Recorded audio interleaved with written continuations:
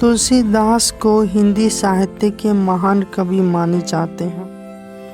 तुलसीदास जन्म लेते ही अनाथों की तरह जीवन जीने लगे। तुलसीदास को रामायण के रचयिता महर्षि वाल्मीकि का अवतार भी माना जाता है।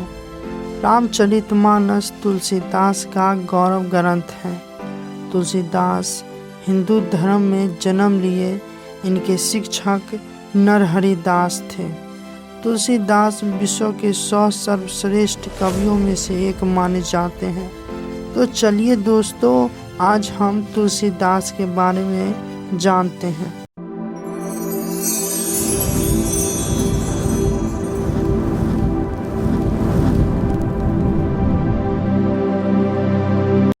तुलसीदास का जन्म 1543 में राजापुर उत्तर प्रदेश के जिला वादा, वर्तमान में चित्रकूट के नाम से आप जानते हैं, वहाँ पर इनका जन्म हुआ था।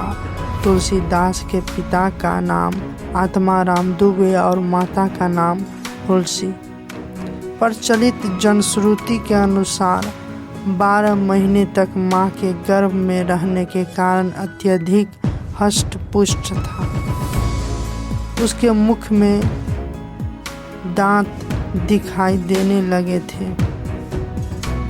और जन्म लेते ही उसने राम नाम का उच्चारण किया, जिसके कारण उसका नाम रामबोला पड़ गया। उनके जन्म के दूसरे ही दिन मां का निधन हो गया। पिता ने किसी और अनिष्ट से बचने के लिए चुनिया नाम की एक दासी को सौंप दिया। तुलसीदास 5 वर्ष के हुए तो चुनिया भी नहीं रही और तुलसीदास अनाथ हो गए। तुलसीदास के प्रारंभिक शिक्षा नरहरि दास, जो शुक्रखेत के वासी थे, उसने अध्ययन करवाया।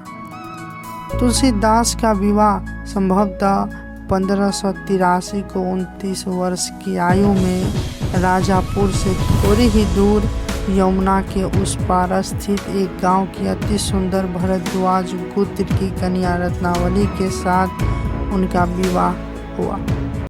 गौना नहीं हुआ था, इसलिए कुछ समय के लिए वह काशी चले गए। वहाँ शेष सनातन जी के पास रहकर वह वेदों का अध्ययन करने लगे। एक दिन उन्हें अपनी पत्नी की याद आई और गुरु से आज्ञा लेकर वह अपने पत्नी से मिलने चला गया।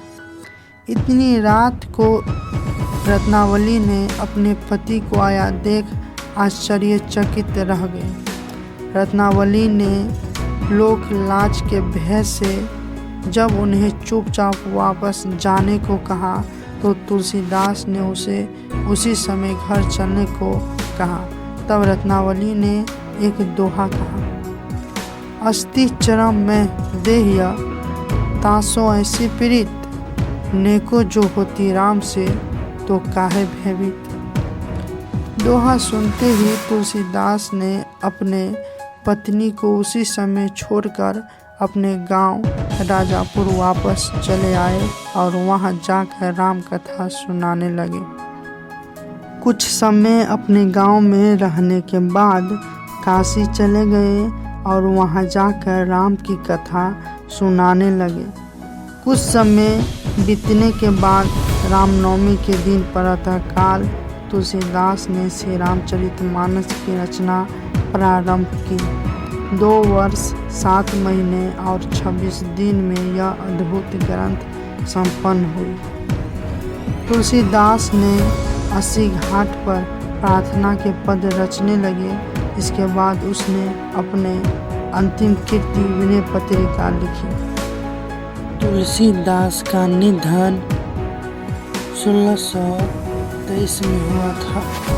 तुलसीदास ने कालजयी रचना की, जो इस प्रकार है। गीतावली 1571 में प्रकाशित हुई। कृष्ण गीतावली 1571 में, रामचरितमानस 1574 में, पार्वती मंगल 1582 में, विनय पत्रिका 1582 में, जानकी मंगल 1582 में, राम लला न छो 1582 में, दोहावली 1583 में। आज के लिए इतना ही रहने दो दोस्तों।